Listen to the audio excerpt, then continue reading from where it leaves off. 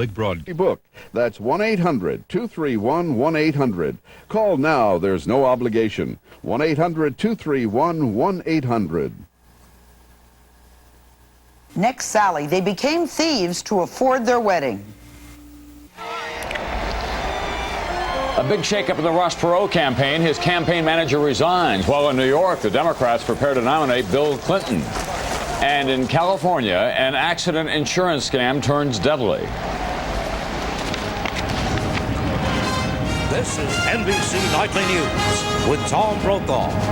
Reporting tonight from the Democratic National Convention in New York City. Good evening to all of you in the western part of the country from Madison Square Garden, and we do have a major political story tonight, but it's in the campaign of Ross Perot. On a night when Bill Clinton is preparing to come here to Madison Square Garden to acknowledge his nomination as the Democratic presidential candidate, the Ross Perot campaign has trouble at the top. One of the big-name political handlers brought in from the outside has resigned. NBC's John Cochran has more tonight. John?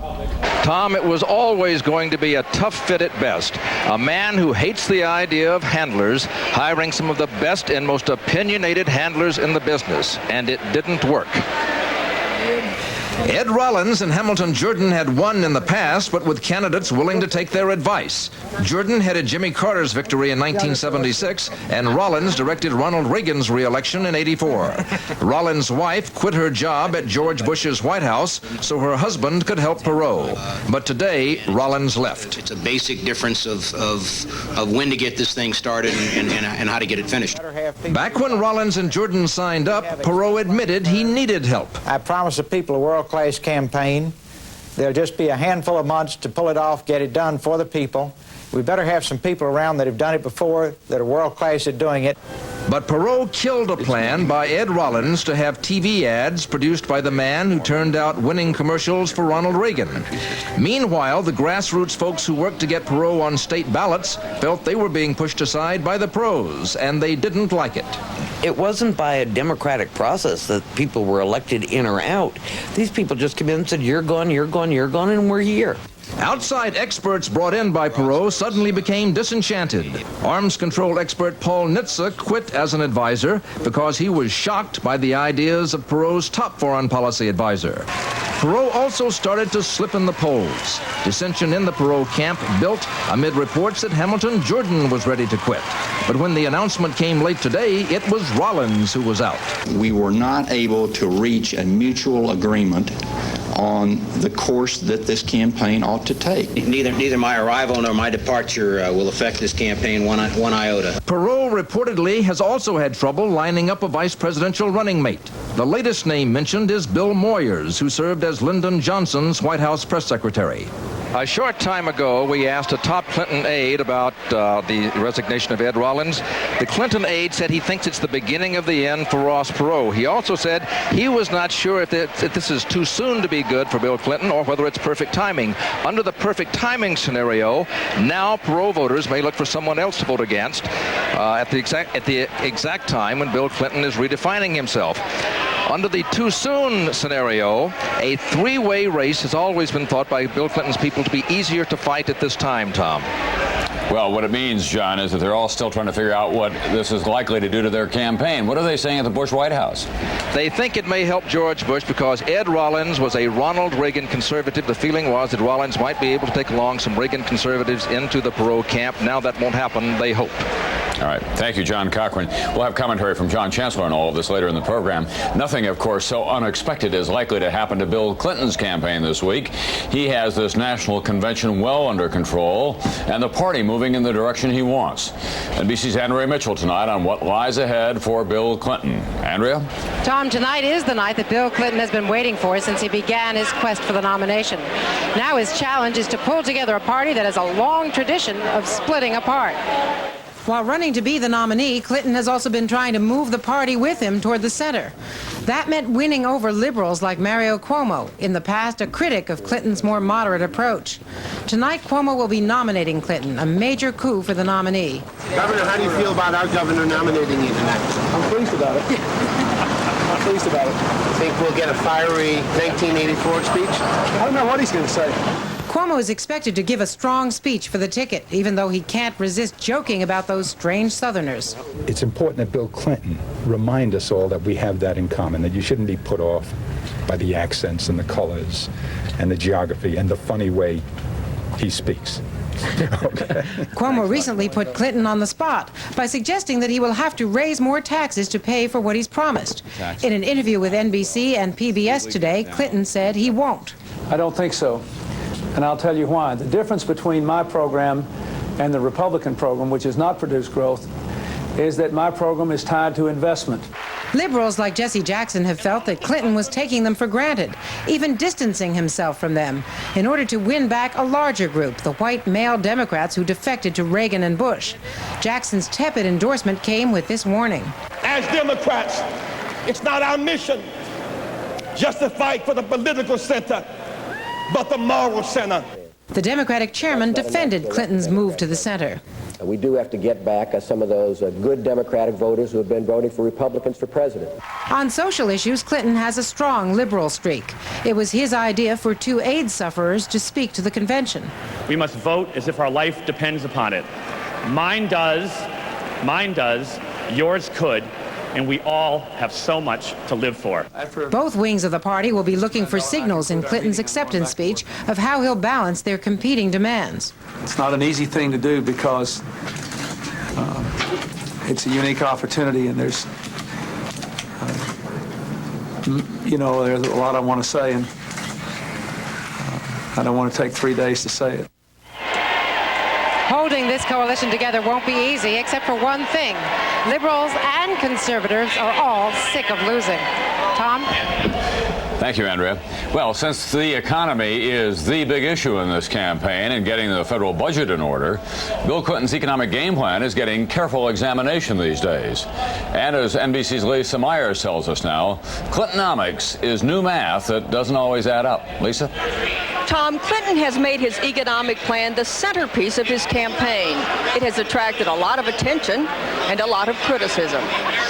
As he moved around New York this week, Clinton encountered some skepticism among a public weary of politicians' promises. I want to believe everything that you're saying. You know, it sounds real good and it's making everybody happy. But where are you getting all of this money from?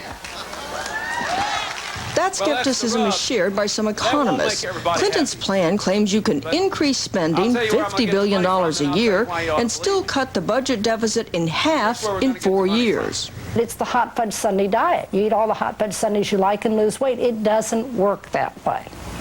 Many economists do give Clinton good marks for identifying important domestic priorities.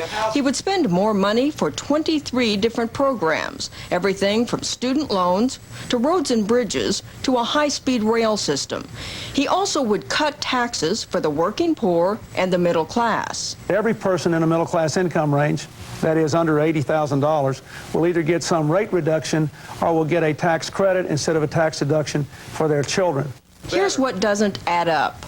And we're going to get this money to pay for this program by savings, by cuts, and by raising money where it can be fairly raised. Clinton will raise taxes on corporations and on what he calls the super rich, couples with incomes above about $180,000 a year. He also will cut defense spending by slightly more than President Bush to help pay for his programs.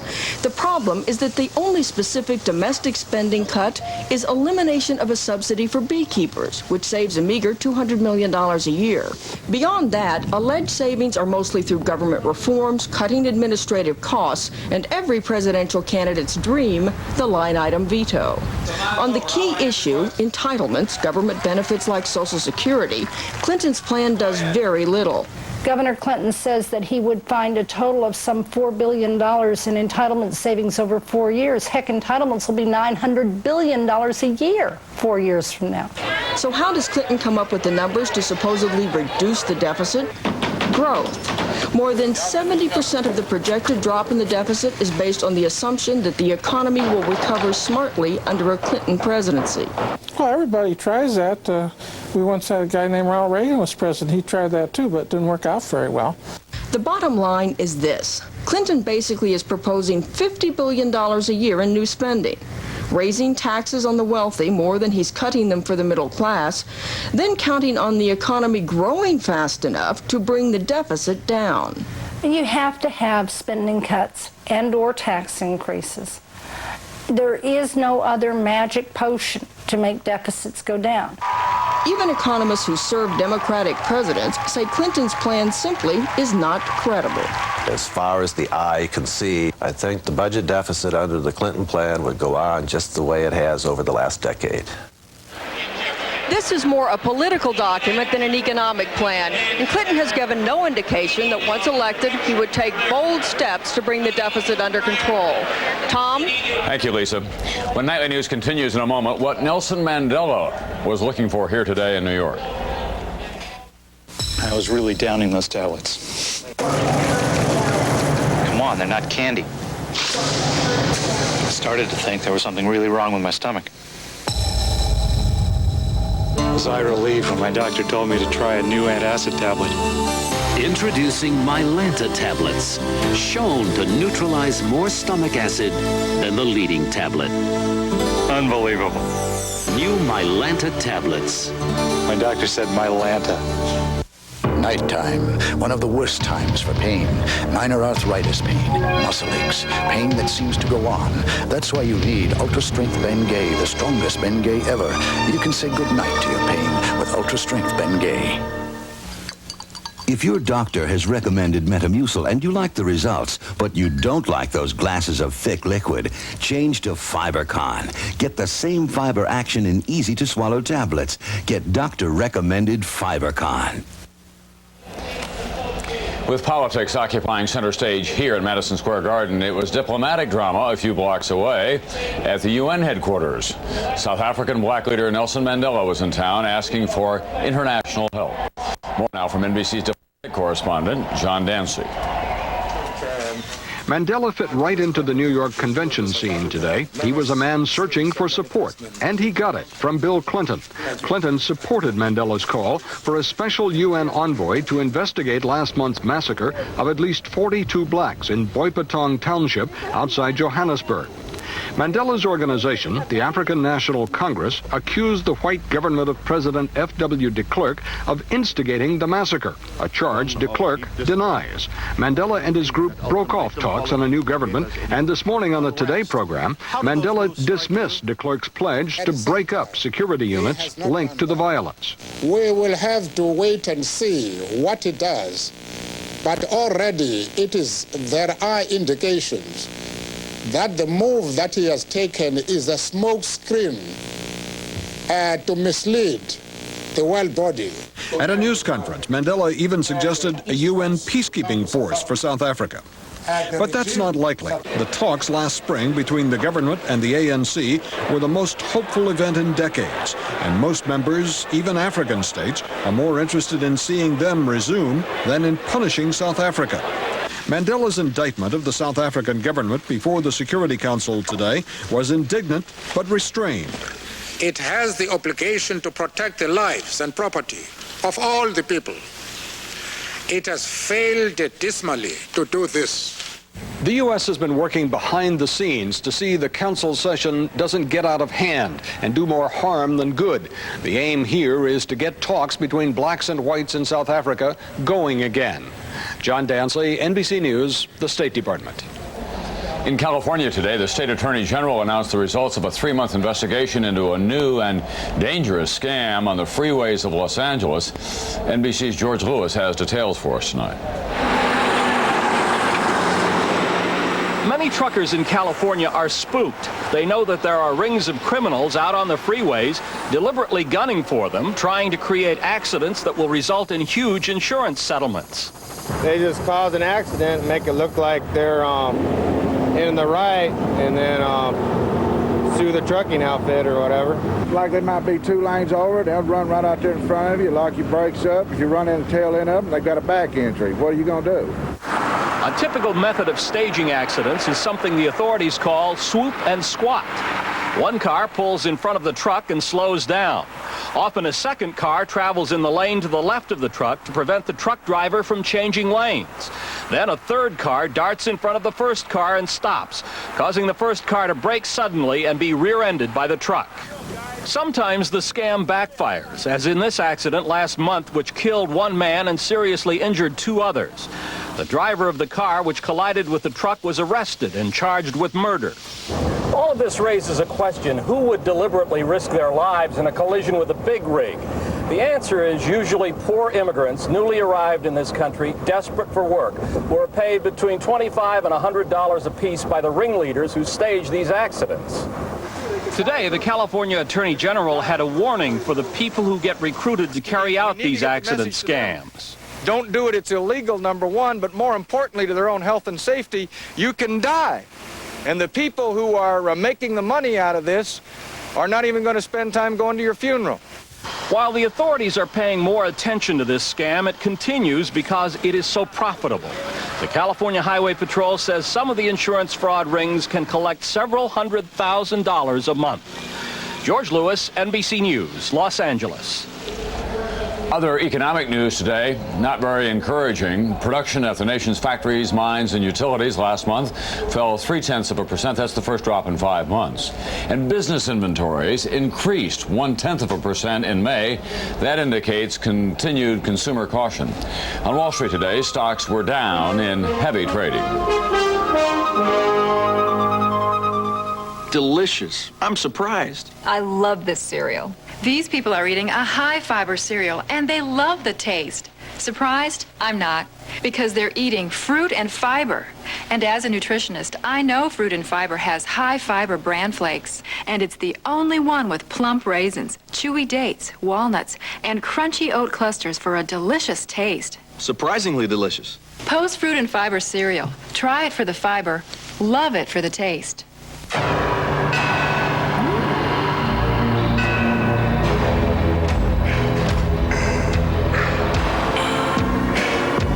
Our competition uses a very sophisticated, state-of-the-art, highly precise device to measure their cars. Our car, the Accord from Honda. Imagine a pillowy cushion of softness with every step you take. Dr. Scholl's 2-layer air pillow insoles. 1 layer for shock, 1 for comfort. Dr. Scholl's. You'll feel better when the doctor is in. There's a certain itch that's so private, most people will only discuss it with their doctor. Fortunately, now you can get new Anusol HC1 ointment. Over the counter, with the same prescription strength doctors have prescribed most. On America Close Up tonight, party time off this convention floor. A packed social calendar this week for the delegates and for the politicians, courtesy of big business. Almost 250 scheduled events, give or take a brunch or cocktail reception or two. And don't worry about the check. There's always someone to pick up the tab now in hopes of picking up a vote later. More on that from NBC's Robert Hager. It's rough for politicians when they're off the floor here. Watch your step. Endless meetings. Noise and confusion. Hurrying from place to place.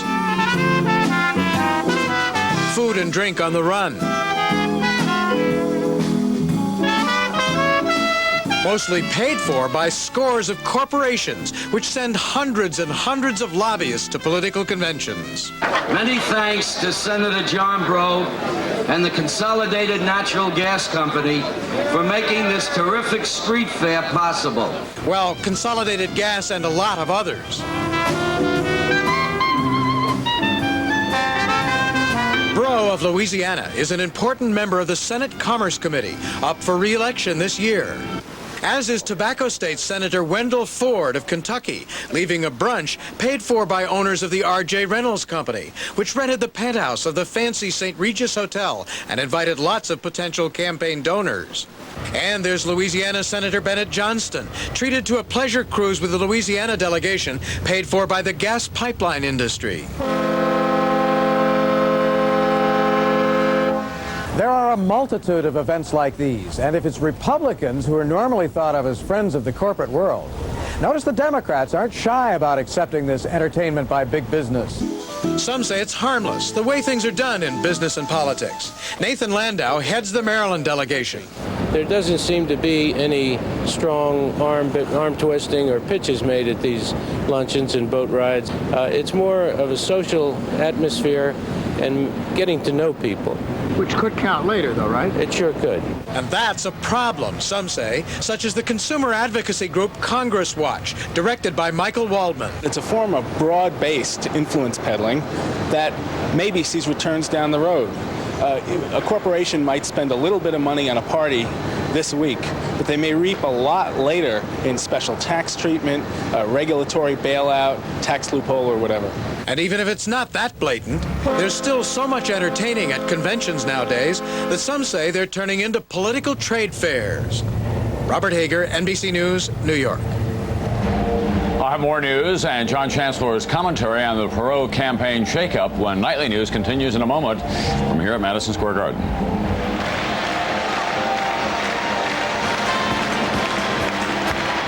Thank you very much. To get rid of her gray, my wife can spend 40 minutes.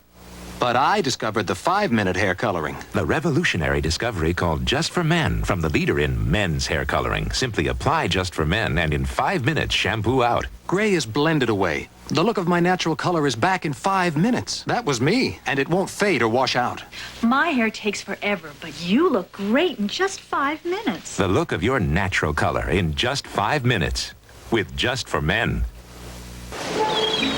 Ooh, the head lobster's calling my name. I've never tasted such delicious food. Wait, you brought your own dressing? With this gourmet buffet? Wait till you taste it. It's new. Kraft-free peppercorn ranch. Fat-free, cholesterol-free. That tastes good. Trust me. New Kraft-free peppercorn ranch non-fat dressing. Mmm, spicy. Peppery. If it tastes too good to be fat-free, it's Kraft-free. Look, there's Flipper. Where? Oh, give me. I'd like to talk to you about an invisible problem. The invisible bacteria that cause denture odor. Fortunately, antibacterial Effident kills those odor-causing bacteria for clean, fresh dentures. Antibacterial Effident. When I go on vacation, I love going out at night to shows.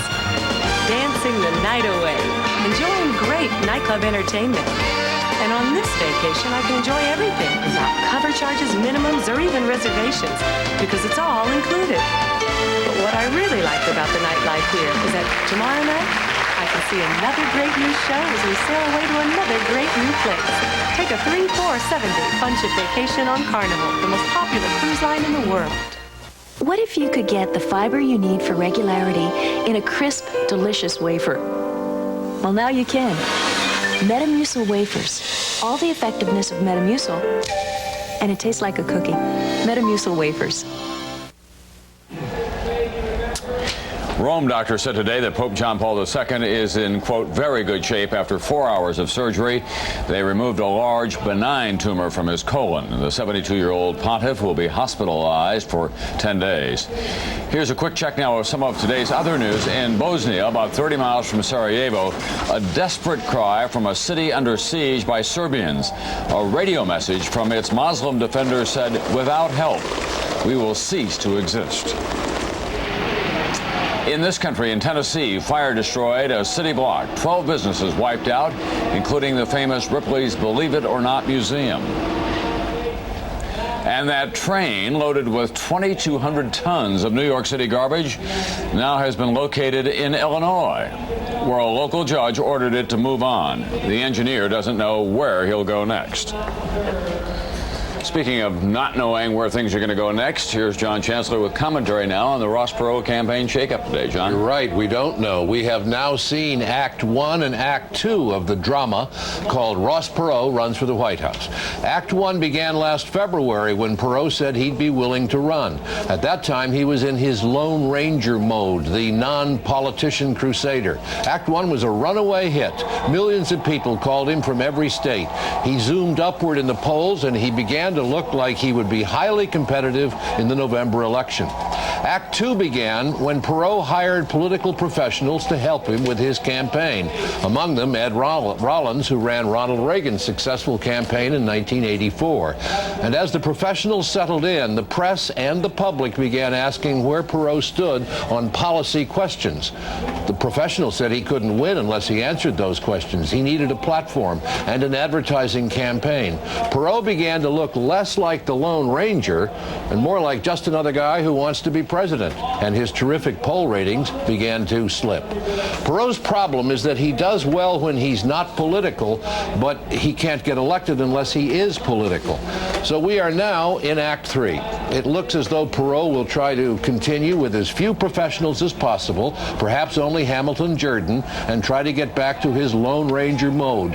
It worked before, maybe it will work again. If not, we are likely to see a dramatic Act 4, Tom. One more demonstration of UFO in American politics, the unforeseen occurring.